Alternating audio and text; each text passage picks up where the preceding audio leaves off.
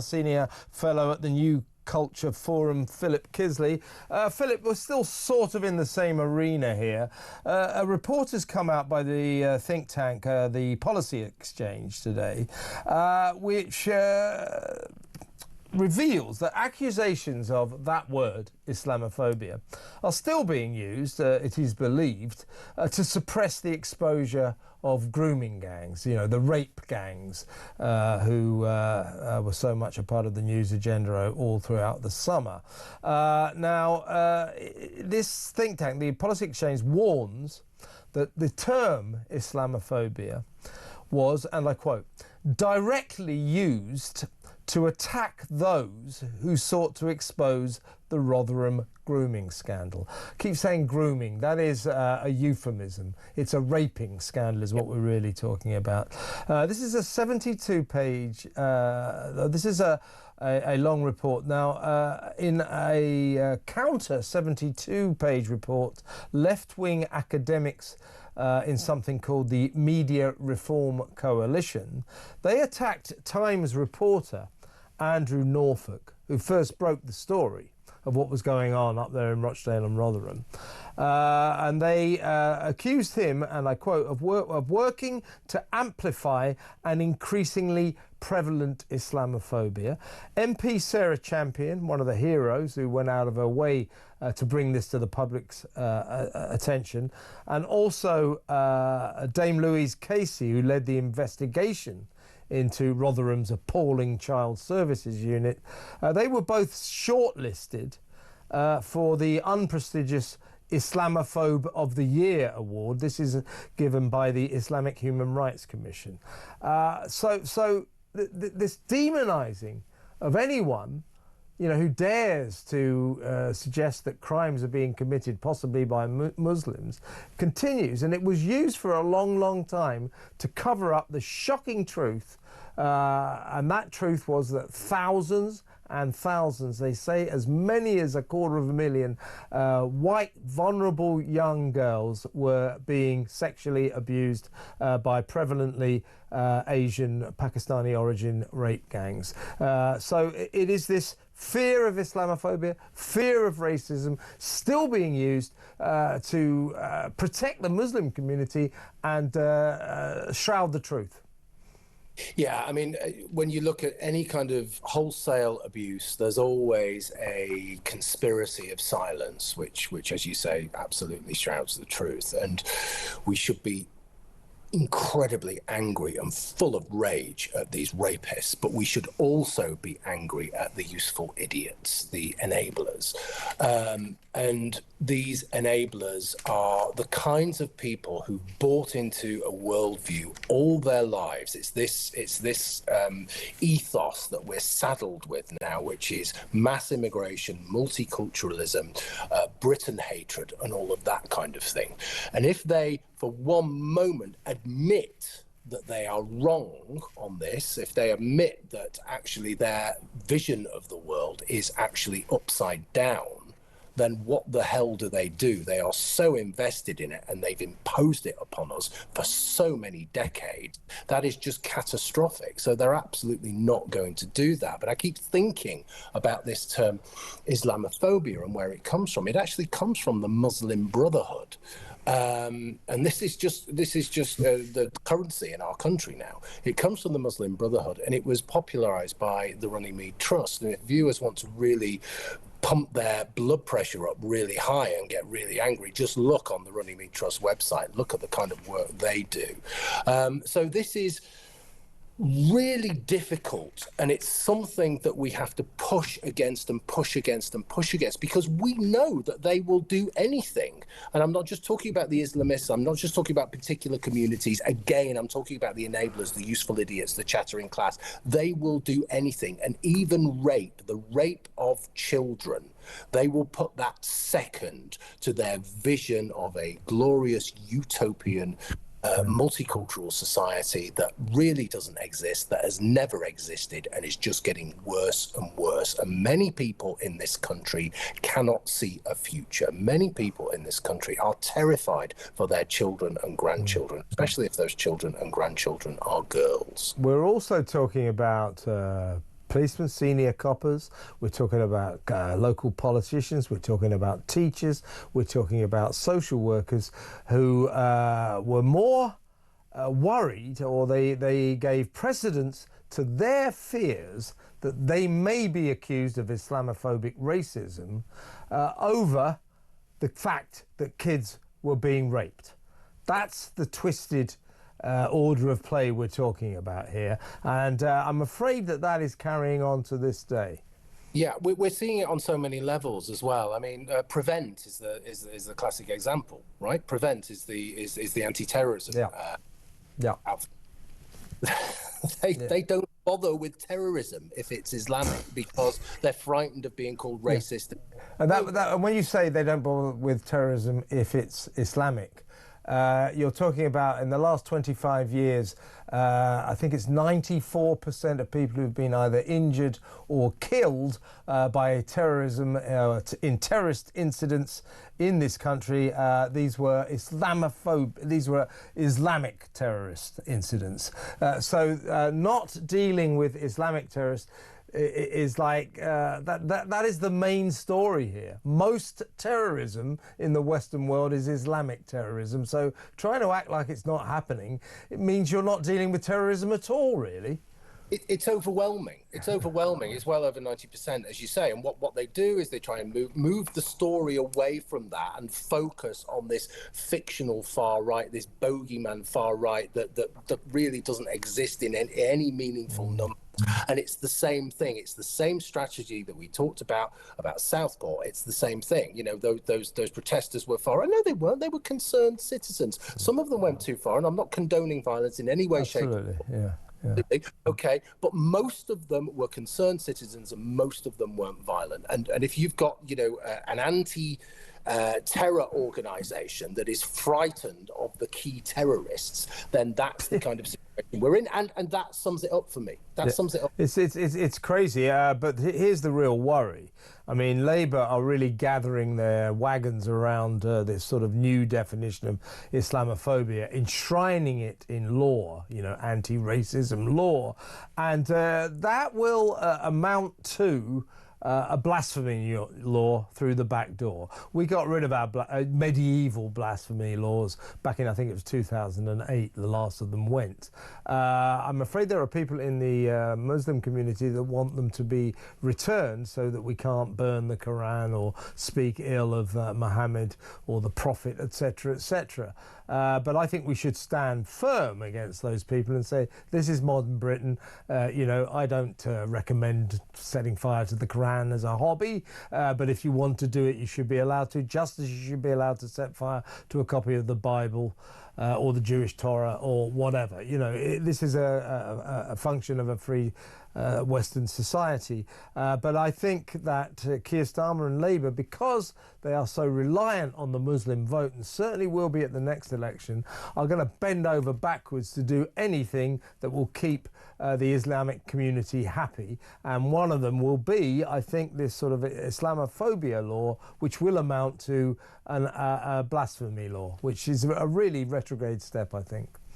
Yeah, I mean, let's just be clear about what this is. What they are doing is they are linking Islamophobia, just so viewers know, they are linking Islamophobia to racism.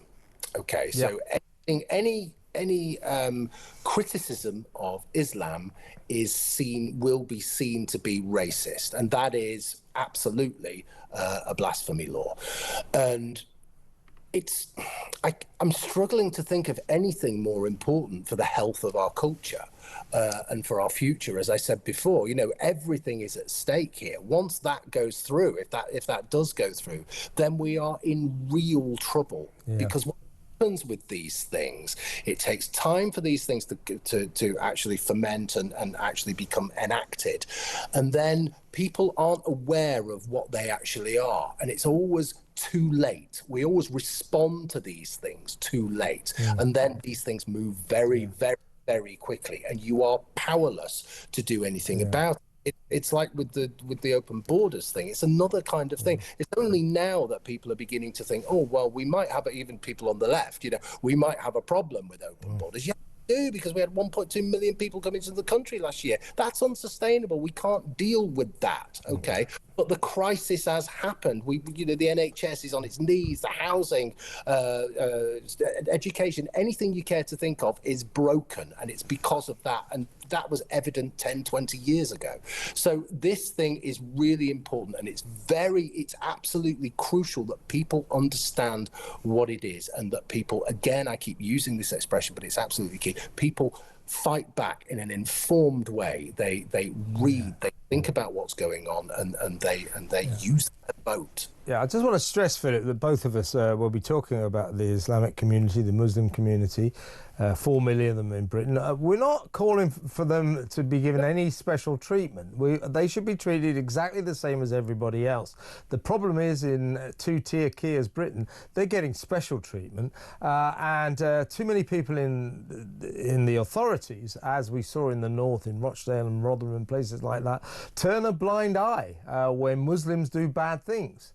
And that has to stop. It really has to stop. Listen, we're going to go to break now, Philip. When we come back, we are going to talk about non-crime hate incidents. It's exciting news. They could be getting a new name. So that next, stay tuned.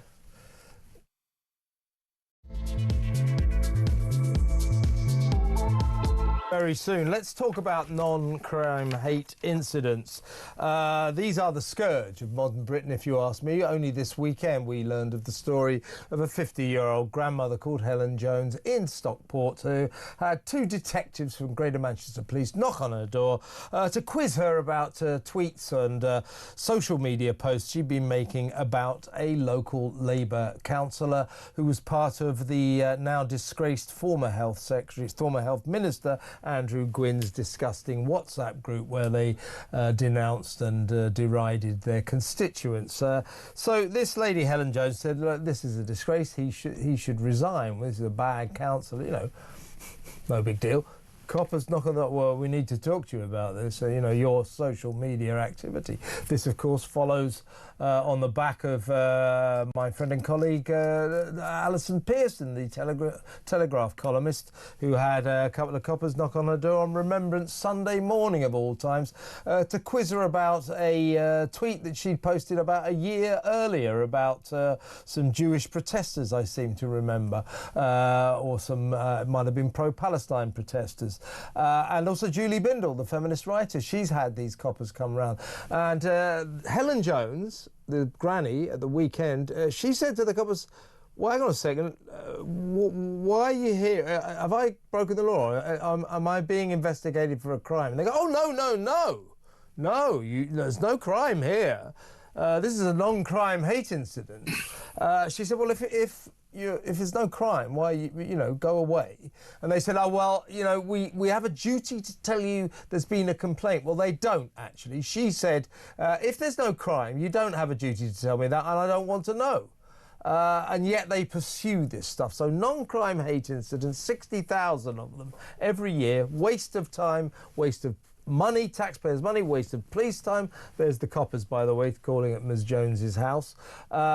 Waste of everybody's time, waste of everybody's money.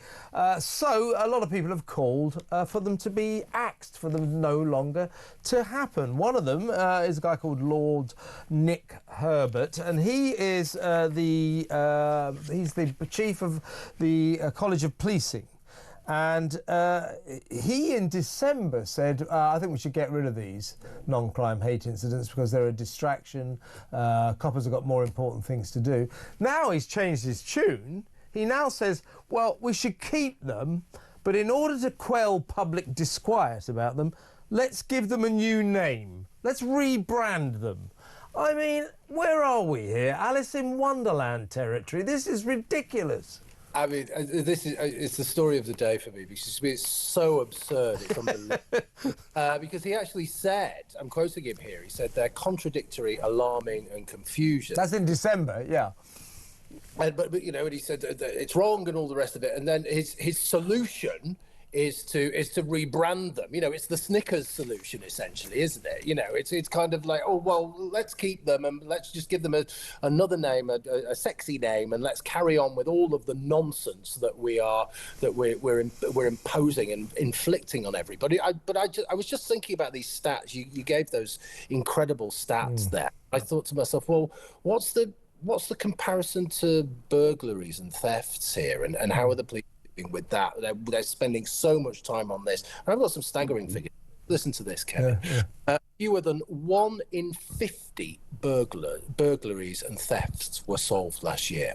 Fewer than 1 in 50, okay? And in Westminster, a place that we're both very familiar with, just 4 out of 1,874 burglaries and thefts were solved over the last 3 years. 4. They got 4 burglaries over the last 3 years. It's just utterly incredible. It's just that we've moved from, and they don't know what they're doing. The problem is they don't know what they're doing because coppers aren't trained for this. Okay, coppers are lurching into the culture wars, and all of a sudden they're dealing with geopolitics, they're dealing with gender politics, they're dealing with critical race theory, and they don't know what they're doing. And what they should be doing, of course, is going out Sweeney style and nicking villains. Yeah. The new or the newish chief constable of Greater Manchester Police, a guy called Stephen Watson, he started off very encouragingly saying, right, from now on, my police force, back to basics, will investigate every crime. And he looked like the kind of guy who would have said, I don't want my officers wasting their time on non-crimes. However, they clearly are. Manchester has one of the highest crime rates in the country. 3 out of every, for example, 3 out of every 4 shoplifting offences aren't even investigated, let alone solved. So they've got a massive crime problem, and policemen obviously could be better employed than going around to knock on a 54-year-old granny's house to basically quiz her about her thinking. And this is definite thought police, Stasi style policing. And I just wonder, what worries me about this is if the complainant, turns out the complainant, although the coppers wouldn't tell her who the complainant was, turns out it was either the councillor in question or the councillor's partner.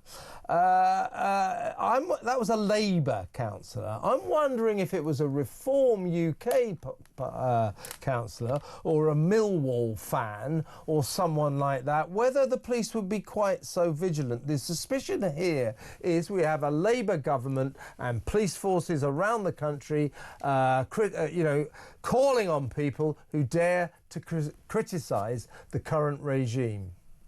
Yeah, I mean, it's just, as I've said before, I mean, this Labour government are so bad, it's incredible. No one expected them, least of all. But I knew they were going to be bad, but I didn't know. Yeah, just shocking, isn't it?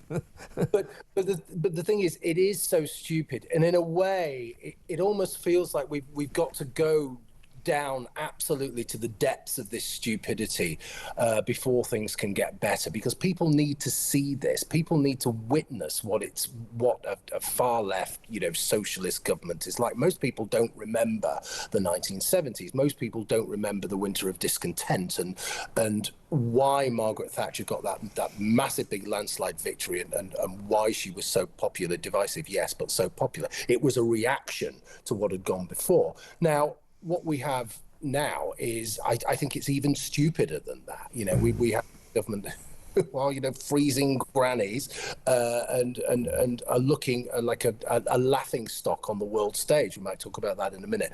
But there's a sense that we need to see this. My point is, we need to see this. We need to see the stupidity. We need to experience the unfairness. And then people will say, absolutely, we've had enough. And by the way, I come from Manchester, and I was victim of a stabbing a few years ago, so I know how to be there.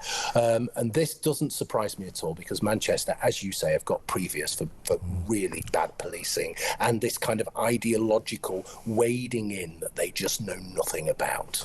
Lastly, before we move on, we need to talk about Mr. Starmer goes to Washington. We'll talk about that next. But my friend Alison Pearson, the Telegraph columnist, has now launched legal action against the Essex police for harassing her in that unjust and illegal way. It is absolutely absurd, but more worryingly sinister, that in free Britain, we have coppers calling on people's houses to question them about their thinking and their social media activity, whilst stressing to these people, you have committed no crime.